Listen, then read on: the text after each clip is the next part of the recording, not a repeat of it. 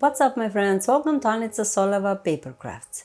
Today I will show you another way to create a name card or framed picture with the quilling technique. This one has a sort of negative space effect.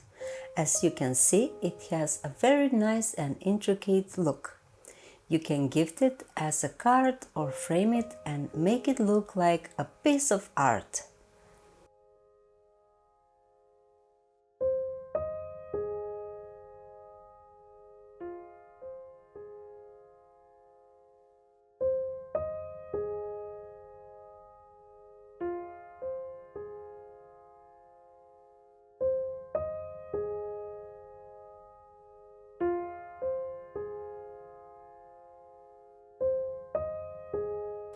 If you have any questions or requests, please add them below.